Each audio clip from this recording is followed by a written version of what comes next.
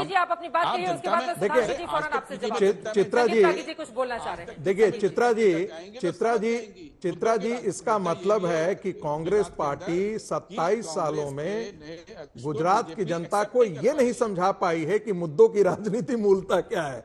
उनको समझ में ही आ रही, या तो जनता को इतना बेवकूफ समझ रहे हैं या अपने मुद्दे जनता को समझा भी नहीं पा रहे हैं। तो ये तो आपके नेतृत्व की अक्षमता है ना, ये तो आपकी अक्षमता है। ये आप उसमें जनता को, चुनाव कहा जाता है कि एक अपने विचारों के संप्रेषणीयता का भी आपको मौका देता है। आप बार बार चुनाव में जा रहे हैं, विधानसभा के चुनाव में जा रहे हैं, लोकसभा के चुनाव में जा रहे हैं, 25 का 25 सीटें भारतीय जनता पार्टी जीत करके चली आ रही है, और एक बार नहीं लगातार जीत करके चली आ रही है। और फिर कहते हैं कि मुद्दों, अरे आपको तो पूरा मौका मिलता, आपने विधानसभा के चुनाव में आपको मौका मिला, लोकसभा के चुनाव में आपको मौका मिला, यही बेरोजगारी, यही गरीबी, यही डैम, ये सारी बातें आपने जिक्र किया, और हर बार आपको जनता पीट करके भेज देती है।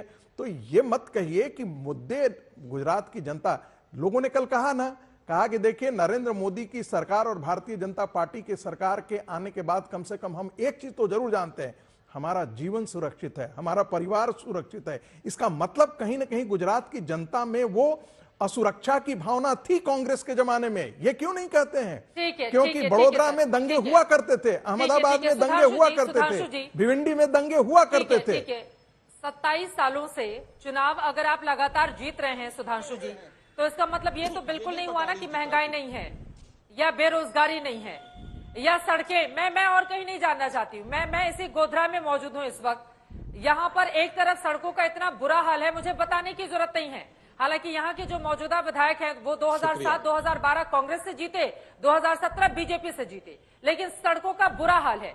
सुधांशु जी, ऐसे में बड़ा सवाल यह है कि आप लोग भी इंतजार में रहते हैं कि कांग्रेस का कोई नेता जल्दी से बदजुबानी करे, उसको लपक ले और असल मुद्दों से लोगों का ध्यान भटका दे और उसी एक मुद्दे पर पूरे के पूरे चुनाव को लेकर जाए।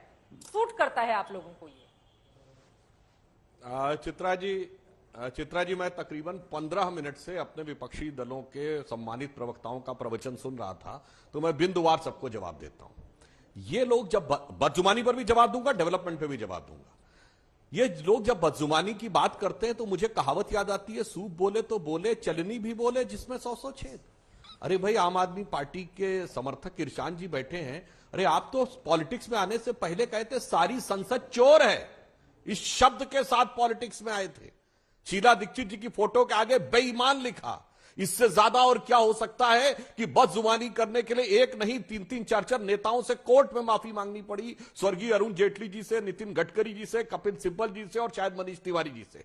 इतनी बदजुबानी जिन लोगों ने खुलेआम की, चोर बेईमान सब कुछ कहा और उसके बाद माफी भी मांगी, वो आके आज कहते हैं हम तो मुद्दे की बात करते हैं। अब आइए अब्दुल मन्नान जी की पार्टी पे, अद्भुत पार्टी है, ये प्रवचन दे रहे हैं बदजुबानी पे।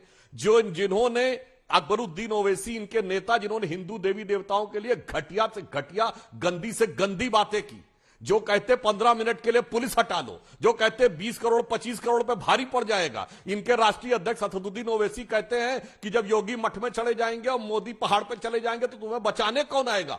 ये लोग आके आज कहते हैं कि साहब हम तो मुद्दे की बात करना चाहते हैं, बदजुबानी नहीं। और कांग्रेस वालों से तो मैं कहना चाहता हूं, 2014 के चुनाव से पहले तू चाय बेच, और इमरान मसूद, मोदी जी की बोटी बोटी काट डालूंगा यह शब्द, और तब वो कांग्रेस का सदस्य नहीं था। रोकना पड़ा है।